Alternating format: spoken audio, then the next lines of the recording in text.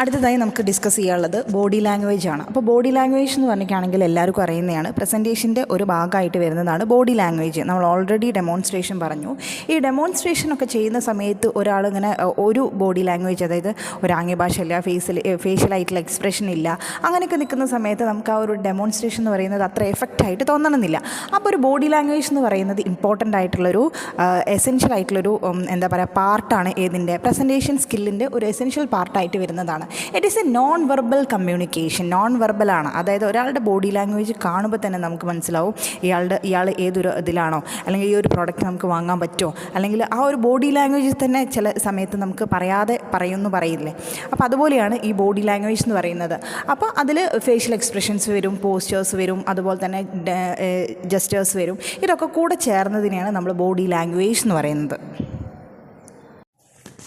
ഇനി importance of body language നോക്കുകയാണെങ്കിൽ body ലാംഗ്വേജിൽ ഏറ്റവും ഇമ്പോർട്ടൻ്റ് ആയിട്ടുള്ള കുറച്ച് കാര്യങ്ങൾ എന്ന് പറയുന്നത് ഒന്ന് റിപ്പിറ്റേഷനാണ്. റിപ്പിറ്റേഷൻ മീൻസ് നമ്മൾ എന്ത് മെസ്സേജാണോ കൊടുക്കുന്നത് അതിനെ സ്ട്രെങ്തൻ ചെയ്യാനും അതിനെ റിപ്പീറ്റ് ചെയ്യാനുമുള്ളൊരു കഴിവ് നമ്മളുടെ ബോഡി ലാംഗ്വേജിനുണ്ടാകും.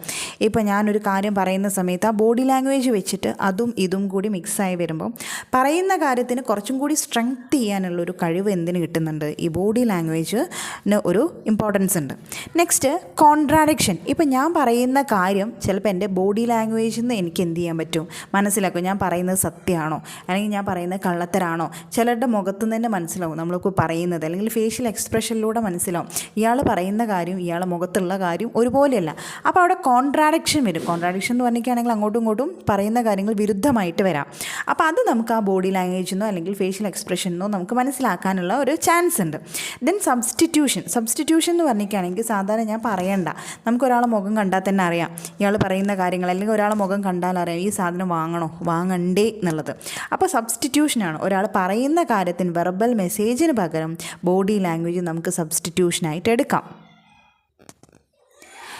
ദെൻ കോംപ്ലിമെൻറ്റിംഗ് ആണ്. കോംപ്ലിമെൻറ്റിംഗ് മീൻസ് ഒരു കോംപ്ലിമെൻ്റ് ആയിട്ട് നമുക്ക് വെർബൽ മെസ്സേജിന് ഒരു കോംപ്ലിമെൻ്റ് ആയിട്ട് നമ്മൾ ബോഡി ലാംഗ്വേജ് നല്ലൊരു ചിരി കൊടുക്കുക, അല്ലെങ്കിൽ നമുക്ക് എംപ്ലോയീസിൻ്റെയൊക്കെ പുറത്ത് നമ്മൾ തട്ടുക, അതായത് if you PAT an employee എന്ന് പറയുന്നില്ലേ, അതായത് ജസ്റ്റ് ഒന്ന് തട്ടുക, അല്ലെങ്കിൽ നല്ലൊരു സ്മൈൽ കൊടുക്കുക, അല്ലെങ്കിൽ അതൊക്കെ ഈ ഒരു കോംപ്ലിമെൻറ്റിംഗ് ആയിട്ട് നമുക്ക് ഏതിനെടുക്കാം. ബോഡി ലാംഗ്വേജ് നമ്മൾ അവിടെ ഒരു കോംപ്ലിമെൻറ്റ് കൊടുക്കുന്നതിനായിട്ടും നമ്മൾ ബോഡി ലാംഗ്വേജിന് എടുക്കാറുണ്ട്. അസെൻഡിങ് എന്ന് പറഞ്ഞിട്ടാണെങ്കിൽ നമ്മളൊരു വെർബൽ മെസ്സേജിന് കൂടുതൽ നമ്മൾ ഇമ്പോർട്ടൻസ് കൊടുക്കുന്ന സമയത്തും അതിന് ബോഡി ലാംഗ്വേജ് ഒരു റോള് അവിടെ നടത്തുന്നുണ്ട്. അപ്പോൾ അസെൻഡിങ്ങും കൂടിയാണ്. അപ്പോൾ ഇത്രയൊക്കെയാണ് അതിൻ്റെ ബോഡി ലാംഗ്വേജിൻ്റെ ഇമ്പോർട്ടൻസ് എന്ന് പറയുന്നത്. ഇനി types of body language and non verbal communication. ഏതൊക്കെ തരത്തിലാണ് നമുക്ക് ഈ ഒരു ബോഡി ലാംഗ്വേജ് വരുന്നത്?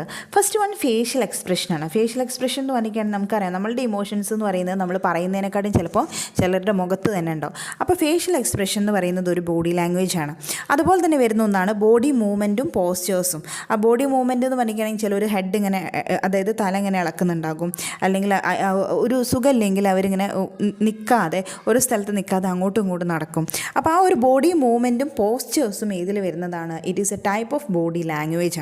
നെക്സ്റ്റ് ജസ്റ്റേഴ്സ് ആണ്. നമുക്കറിയാം അതിൻ്റെ എന്താ പറയുക, നമ്മൾ സാധാരണ രീതിയിൽ പലതരത്തിലുള്ള ഓക്കെ എന്നൊക്കെ പറയുമ്പോൾ നമ്മൾ കൈ തമ്പ് കൊടുക്കും അല്ലേ, അല്ലെങ്കിൽ ബൈ ആണെങ്കിൽ ടാറ്റ കൊടുക്കും. അപ്പോൾ അതൊക്കെ എന്ന് പറഞ്ഞിട്ടാണെങ്കിൽ ഇറ്റ് ഈസ് എ കമ്മ്യൂണിക്കേഷൻ്റെ ഒരു പാർട്ടാണ്. അപ്പോൾ ഇതൊക്കെ ഈ ബോഡി ലാംഗ്വേജിൽ വരുന്നതാണ് ജസ്റ്റേഴ്സ് ഒക്കെ വരുന്നത്.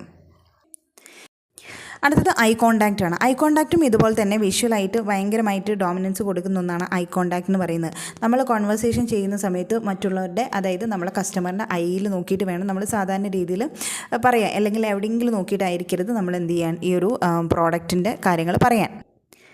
ടച്ച് എന്ന് പറയുന്ന സമയത്ത് നല്ല, ഇപ്പോൾ നമുക്കറിയാം ഒരു കാറിൻ്റെയൊക്കെ നമ്മൾ സെയിൽസൊക്കെ ആവുന്ന സമയത്ത് നമ്മൾ അവർക്ക് കൈ കൊടുത്ത് ഹാൻഡ് ഷേക്കൊക്കെ കൊടുത്തിട്ടായിരിക്കും നമ്മൾ ആ ഒരു ഡീലിൽ ഉറപ്പിക്കുന്നുണ്ടാവുക. അപ്പം നല്ല രീതിയിലുള്ളൊരു ടച്ച് എന്ന് പറഞ്ഞിട്ടാണെങ്കിൽ ഒരു പാട്രണൈസിങ് പാറ്റ്, അതായത് ഇത് വരുന്നുണ്ട്. പിന്നെ ഒരു നല്ലൊരു ഹഗ്, അതുപോലെ തന്നെ ഹാൻഡ് ഷേക്ക്, ഇതൊക്കെ ഏതിൻ്റെ ഭാഗമാണ്? ബോഡി ലാംഗ്വേജിൻ്റെ ഭാഗമാണ്. ദെൻ സ്പേസ് ആണ്. ഒരുപാട് അടുത്തും അതുപോലെ തന്നെ ഒരുപാട് വിട്ടിട്ടും ആവരുത് നമുക്ക് എന്ത് ചെയ്യുന്നത് കമ്മ്യൂണിക്കേഷൻ എന്ന് പറയുന്നത്. അങ്ങനെ വരുന്ന സമയത്ത് നമുക്ക് രണ്ടും നമുക്കൊരു അവിടെ ഒരു ബാരിയറായിട്ട് വരാനുള്ള ഒരു ചാൻസ് ഉണ്ട്. അപ്പോൾ വല്ലാതെ അടുത്താവുന്ന സമയത്ത് ഫിസിക്കലായിട്ടുള്ളൊരു സ്പേസ് തീരെ ഇല്ലാതെ വരുമ്പോഴും ഒരുപാട് ദൂരെയാവുന്ന സമയത്ത് അതൊരു ബാരിയറൊക്കെ ആയിട്ട് വരാവുന്ന. അപ്പോൾ അത് ഒരു സ്പേസ് എന്ന് പറയുന്നതും ഈ ഒരു ബോഡി ലാംഗ്വേജിൻ്റെ കൂട്ടത്തിൽ തന്നെ വരുന്നതാണ്. ദെൻ വോയിസ്, നല്ല വോയിസ് ആയിരിക്കണം. അല്ലെങ്കിൽ അതിൻ്റെ ടോണ്, ചില എന്താ പറയുക, നമുക്കറിയാമല്ലോ സാധാരണ രീതിയിൽ നമ്മളുടെ വീട്ടിലൊക്കെ സെയിൽസ്മാൻ അല്ലെങ്കിൽ ഒരു സെയിൽസ് വുമൺ വരുന്ന സമയത്ത് അവരുടെ സംസാരത്തിൻ്റെ ടോണ് തന്നെ ഒരു വ്യത്യാസം ഉണ്ടാകും അല്ലേ. നല്ലൊരു രീതിയിൽ നല്ലൊരു മയത്തിൽ നമ്മളെ പെട്ടെന്ന് അട്രാക്റ്റ് ചെയ്യുന്ന ഒരു രീതിയിലൊക്കെ ആയിരിക്കും അവർ സംസാരത്തിൻ്റെ ടോണ് തന്നെ. അതല്ലാതെ ദേഷ്യം പിടിച്ചിട്ടോ അങ്ങനത്തെ ഒരു വോയിസിലൊന്നല്ല അവർ സാധാരണ രീതിയിൽ സംസാരിക്കാം. ദെൻ ഫിസിക്കൽ ഡിസ്റ്റൻസ്, അല്ലെങ്കിൽ അതിന് വേറെ രീതിയിൽ പറയുന്നതാണ് പ്രോക്സിമിറ്റി എന്ന് പറയുന്നത്. ഇത് നേരത്തെ പറഞ്ഞ സ്പേസുമായിട്ട് ബന്ധമുണ്ട്. അതായത് നമ്മൾ ഒരാളടുത്ത് കൊടുക്കുന്ന ഒരു സ്പേസ് അല്ലെങ്കിൽ ഫിസിക്കലായിട്ടുള്ള ഡിസ്റ്റൻസ് എന്ന് പറയുന്നത് നമ്മൾ reveal our level of comfort or ഡിസ്കംഫോർട്ടാണ്. കുറച്ച് നമ്മൾ വിട്ടിട്ടാണോ നിൽക്കുന്നത്, അല്ലെങ്കിൽ ആ ഒരു കംഫർട്ട് ഡിസ്കംഫർട്ട് നോക്കുന്ന ഒരു ഇതിനെയാണ് നമ്മൾ എന്ത് പറയുന്നത്, ഫിസിക്കൽ ഡിസ്റ്റൻസ്. നമ്മൾ ഒരുപാട് അടുത്തും നിൽക്കില്ല, ഒരു കസ്റ്റമറിൻ്റെ അടുത്ത് പോയിട്ട് നമ്മൾ ഒട്ടിച്ചേർന്ന് നിൽക്കില്ല, ഒരുപാട് ദൂരം നിൽക്കില്ല. അപ്പോൾ നമുക്ക് ഇങ്ങനെയാണോ കംഫർട്ട്, അതിനെയാണ് നമ്മൾ പ്രോക്സിമിറ്റി എന്ന് പറയുന്നത്. ഇതൊക്കെയാണ് സാധാരണ രീതിയിൽ വരുന്ന ഈ ഒരു ബോഡി ലാംഗ്വേജിൻ്റെ ടൈപ്സിൽ വരുന്നത്.